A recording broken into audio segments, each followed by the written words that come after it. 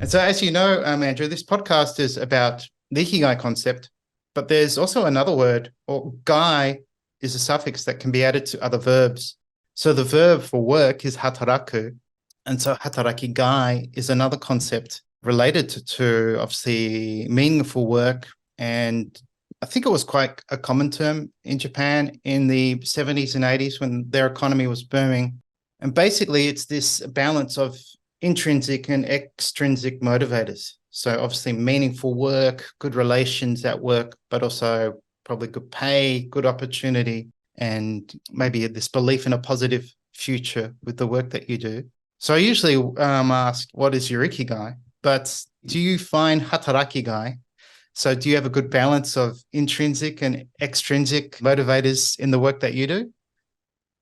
I do. I feel like I'll use the term lucky, but I guess it's one of those situations where I do believe that we make our own luck to a certain extent. But in the context of the work that I get to do now, it is extremely intrinsically rewarding. And to a certain extent, I feel like in the world right now, and this is changing, there's an increased interest in these topics. Yeah.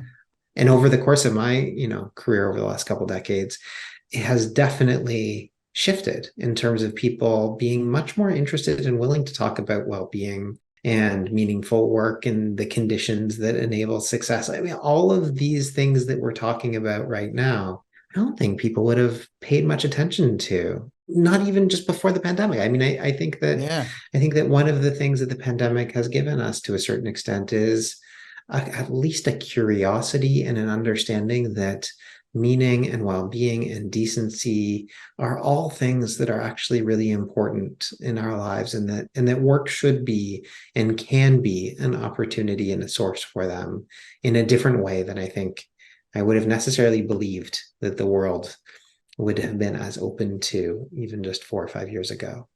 And I think that the other thing that has really happened over the last few years as well is in some ways questions of social justice, questions of equity, questions of Mm. fairness have also risen to the surface.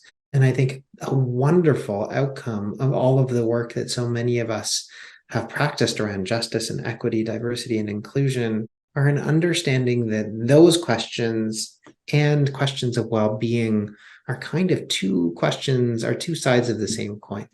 That as a guy named Isaac Prolintensky, a community psychologist who I'm a huge fan of, would say, there's no wellness without fairness. And I think that so much of what we've talked about today is a reflection of the fact that there's no wellness without fairness. You Mm. can't talk about meaningful work without talking about decent work. And I guess I feel pretty lucky to be able to do both on a daily basis. Well, it actually sounds like your work is also your ikigai. So that's a good thing. But outside of work, what is something that would be an ikigai source for you that is, meaningful and fulfilling?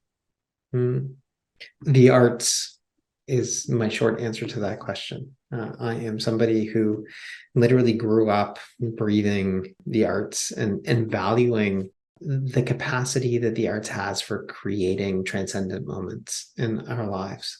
And so definitely my ikigai beyond just the work that I get to practice on a daily basis is also trying to find these moments of beauty and excellence and transcendence in the world. And I think that the arts is absolutely a beautiful pathway to that. So do I. I can see just behind you the word flow. So that's very relatable to all that. And I love the arts, as you can see with my scrolls. The beauty and simplicity in Japanese calligraphy is astonishing. So yeah, arts, all kinds of arts, whether it's paintings or music.